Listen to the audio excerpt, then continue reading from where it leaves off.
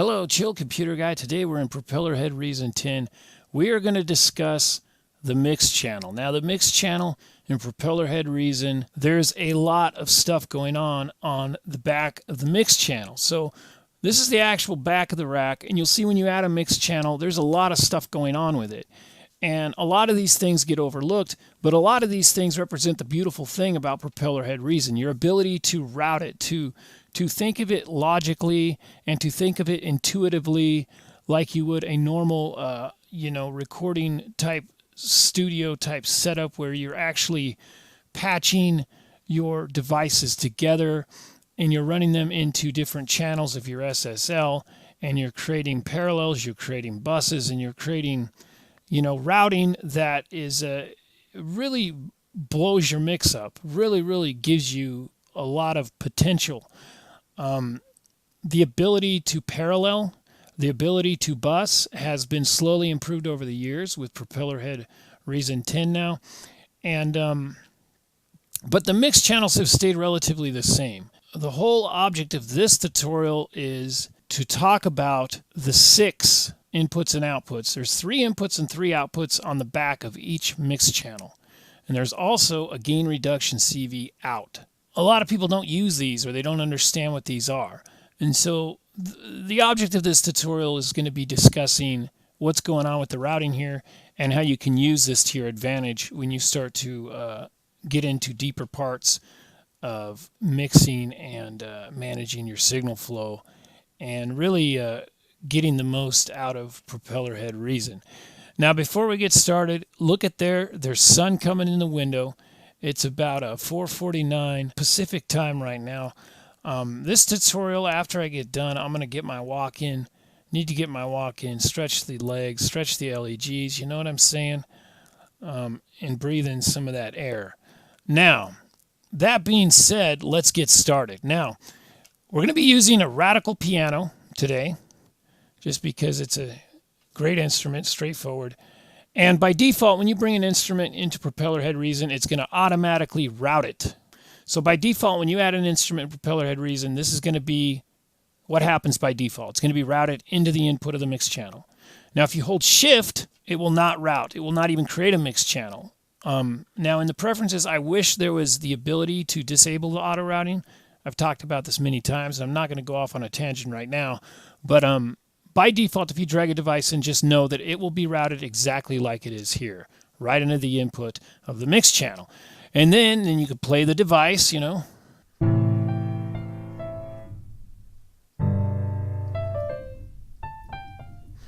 As I was discussing earlier, there's 3 inputs and 3 outputs. This is one of the inputs. Now, the other 2 are the input for the sidechain and the input from the insert effect.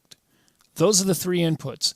Now, a very important thing to understand about the mix channel, something that helped me out, was the mix channel is going to function from left to right. In other words, it starts with an input, okay, and then next up is a parallel. Now, this says pre-out. What that means is this parallel is going to come before the insert effects. This is very powerful. What I've done is I've created 2 other mix channels, and I've labeled them parallel and direct out. This is representative of the two of the 3 outputs. What I'm going to do is I'm going to plug this parallel in to the input of the channel I have labeled parallel. So as you can see, when I hit a key, I'm coming out of 2 mix channels now. Something you'll notice about this is if I turn the fader down, the main mix channel fader, you're still getting a signal, okay? Likewise, if I turn the parallel down, I'm still getting a signal.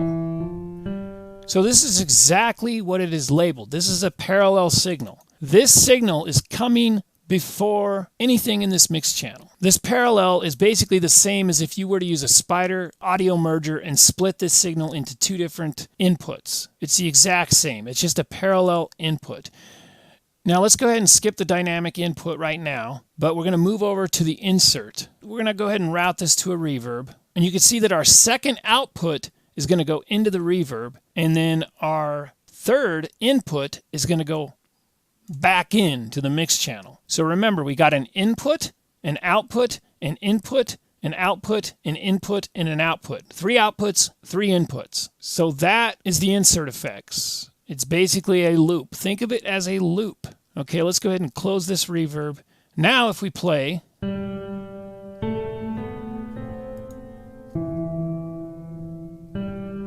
we have reverb.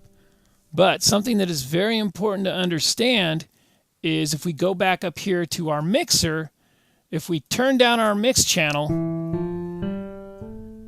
we have a dry signal coming through our parallel. Okay?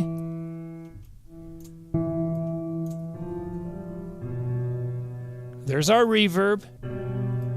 There's our parallel.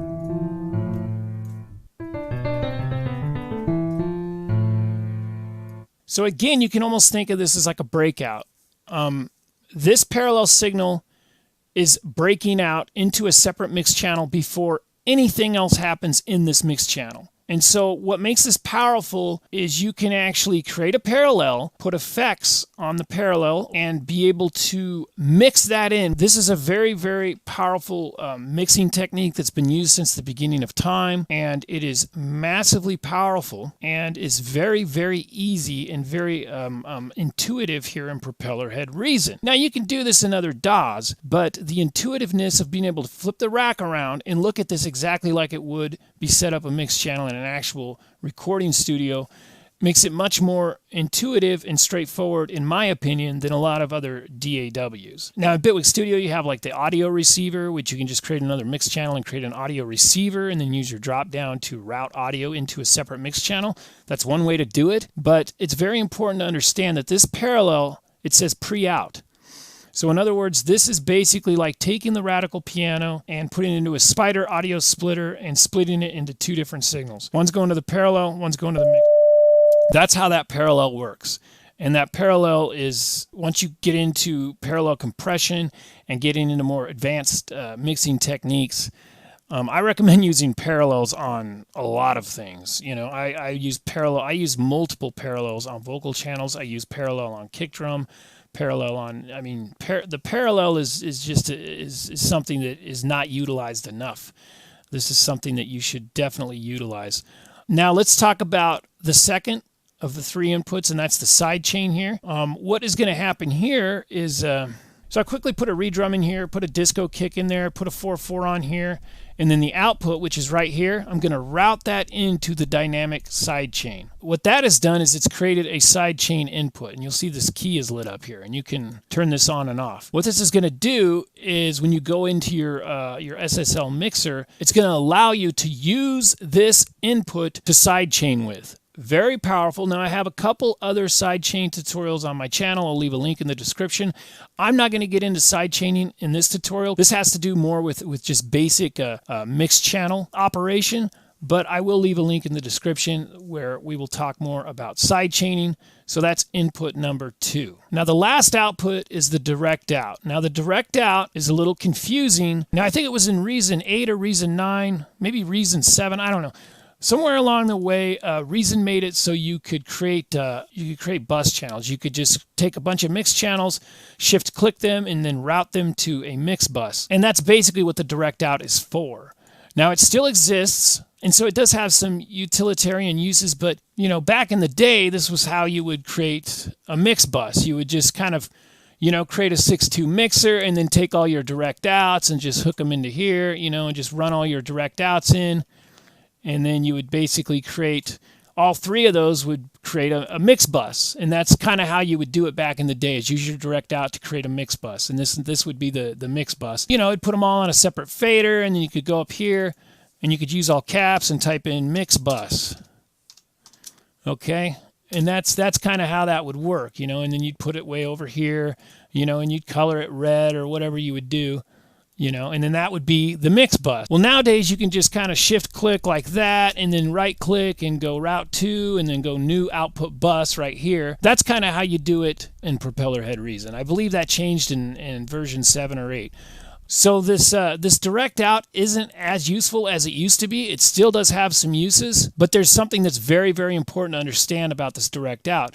This will basically interject right into your signal flow. A good way to display this is you can actually see right here. It says break internal mixer routing. So basically think of this direct out as kind of like it interrupts. That's why it's on the far right, is because this is going to supersede everything before it. So let's go ahead and route that into the direct out input right here. So we have all three faders at unity gain. Let's go ahead and play the C major scale and we'll take a listen.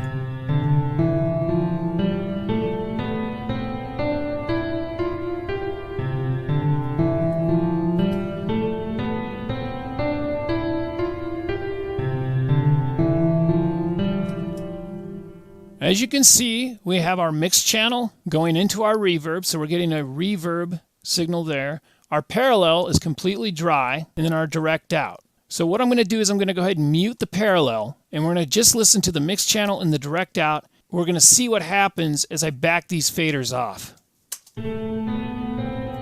Now what if I turn up the mixed channel and then turn the direct out down? What will happen? Let's go ahead and try that. Same thing. In other words, the mixed channel is completely dependent on the direct out, and the direct out is completely dependent on the mixed channel. You can see we're getting signal in the mixed channel, but it's going through the direct out. And as you can see, the direct out is turned all the way down. Therefore, you're not able to hear anything. There's still a signal here. You just can't hear it. Now, how does the parallel work in all this? Well, let's go ahead and turn the mixed channel down all the way. And let's unsolo the parallel. Parallel is the same as using like a spider audio merger coming right off the piano. Sure enough.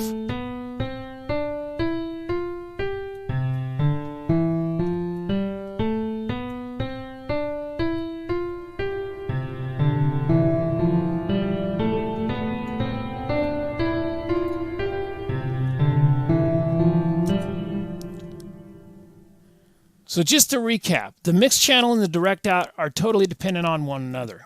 They're both the same. Think about the direct out as a bus fader, because that's basically what it is. It's a bus fader. Back in the day, before you could route and create mixed buses, this was the way you would do it, is through the direct out. So this direct out is not that useful anymore. I don't really find myself using it at all. But it's important to understand that it is there, and if you do want to put a submix on a single fader, you can do that with the direct out. But the main thing to understand about it is it's basically cutting right into your signal flow. Now the parallel is very unique because it's its own beast. It doesn't matter what you're doing with the mixed channel and what you're doing with the direct out. The parallel, like I say, it's like a spider audio merger coming off your instrument. It's its own beast, and that's what makes it so powerful, is because you can put your own effects, your own stuff on here. If you do want to create a mixed bus, all you got to do is click on the first channel and then shift click on the last, right click, go to route to new output bus, okay? And by doing this, you can kind of see visually what's going on. You can see that the parallel and the direct out are routed to the mixed bus, but the mixed channel is not routed to it because its signal flow is being interrupted by the direct out. And then you have your bus channel. Now your bus channel is basically kind of the same as your direct out. The direct out is kind of an obsolete beast. And so I don't even recommend using it, except for, maybe there's some crazy reason you might want to use it, but I wouldn't even recommend using the direct out because the direct out is basically the same as a bus channel, And also to route things to the bus, all you got to do, there's a little drop down menu here. Let's say the parallel, I want that to just go to the master like it normally would. Now I can do that.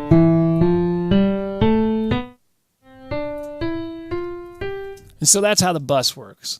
Basically, the bus is like taking a group of channels and routing them all to one mix channel. This is a great way to, like on a drum mix, you want to break apart your drum sounds on separate mix channels and then route those all to a bus where you would put your compressor or your distortion or whatever you need to do to your drum signal. And so, yeah, that's basically mixed channel 101, how that kind of works. It's extremely unique, it's extremely powerful, and it's extremely complicated and hard to understand. But it's pretty darn straightforward. if you think about it logically. Just remember that the signal goes from left to right. Anyway, that's about it for today. I just wanted to go through the mixed channel 101. We are probably going to do an audio channel 101 as well. And maybe we'll even discuss some of this routing down here. If you open this up, you see there's more routing going on here. We may cover this in another tutorial.